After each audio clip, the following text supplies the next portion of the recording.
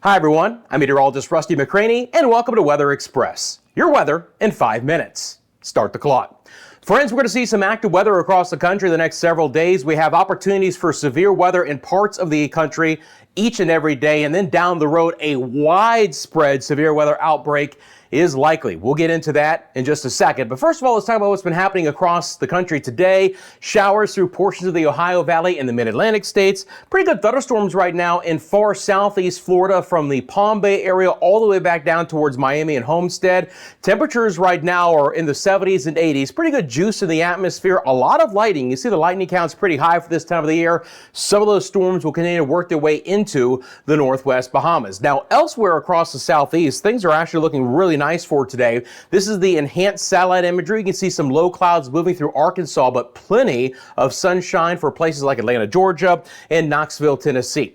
Up to the northeast, again, we have a little bit of rain moving through the mid-Atlantic, through Virginia and West Virginia. A little bit of rain and light snow in the far northern sides of New York, but generally speaking, this is pretty nice conditions, again, for this time of the year. And you can see those low-level clouds moving around, but even through Columbus, Ohio right now, temperatures that are well above average. You want to talk about some warm weather. It's happening in the southern plains. Now, later today, there is the opportunity for some strong to severe storms to develop. Look at the temperatures right now. Dallas right around 90 degrees. Oklahoma City has gotten up into the lower 80s. Winds are brisk. They're mainly out of the south. They're bringing in a lot of moisture-laden air out of Mexico. And this is our risk for severe storms a little bit later. Now, it's just a 1 out of 5 on the scale from the Storm Prediction Center. South central, southeast sides of Oklahoma towards the Dallas-Fort Worth Metroplex.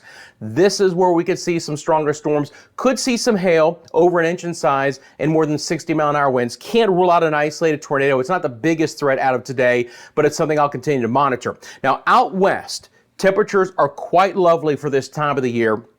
We had a Pacific storm move on shore, but at this point in time, things are relatively quiet out there for right now. So back out to the broad perspective here, I'm going to bring on the advisories across the area. Look, we're still going to have some impacts from a storm moving back on shore eventually here. You can see the coastal areas. We're going to have things like a storm watch, a dense fog advisory, gale watch. You know, there's going to be some issues here, storm warnings along the immediate west coast of Washington and in Oregon. Otherwise, again, at this point in time, no severe weather yet in the southern plains. That'll be coming up down the road. And then you have these special weather statements and these red flag warnings for portions of the Carolinas. We've had some bad wildfires in that area. So let's break down how this is going to play out on the models as I'm getting that set up. Again, I appreciate you guys taking a quick second and liking this video and subscribing to Weather Express. I'd love to hear from you guys as well. Let me know in the comment section below where you're viewing from. If you have a specific question about the forecast. Now, it's clear to see we have a ridge of high pressure out west, a trough in the east. So all these storms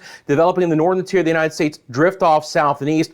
Couple of areas that I'm going to be monitoring here over the next couple days. The first is going to be the development of the storms again tonight over Dallas, just south of Oklahoma City. We're also going to have another slug of moisture into the southern sides of Texas that could bring some strong to severe storms towards Corpus Christi up towards Houston. We have another area of impactful rain and storms that will be moving through the upper Midwest. Places like Chicago and Indianapolis could get hit by that over the next 24 to 48 hours. And just a very progressive pattern. All of this is moving in a very rapid clip. And here comes our next winter storm. Look at that classic curlicue off the coast of Washington State and Oregon. Heavy rain along the I-5 corridor. This is going to turn into some snow into portions of the Olympic and the Cascade regions. So the severe weather threat for tomorrow is kind of all over the place. Believe it or not, the best chance for the worst weather is actually right across I-5. There is a slight risk of severe weather from Seattle back down towards Eugene. Watch out for some severe storms that'll be moving onshore.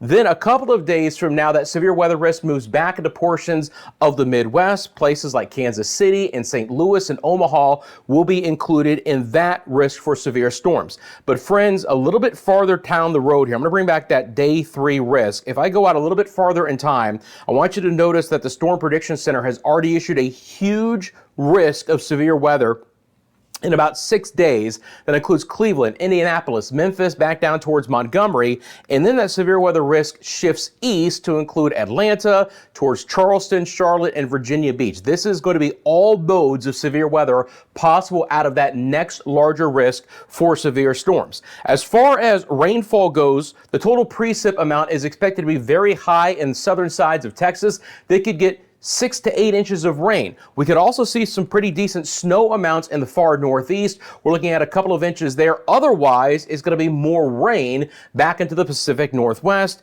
And again, temperatures will be on the warmer side over the next 6 to 10 days across the country, leading to that severe weather possibility, just more juice and instability in the atmosphere. Friends, as you can see from the clock, I'm out of time. Again, thank you so much for liking this video. Thank you for subscribing to the channel. Have a great rest of your day, and I'm back tomorrow with your latest 5-minute forecast.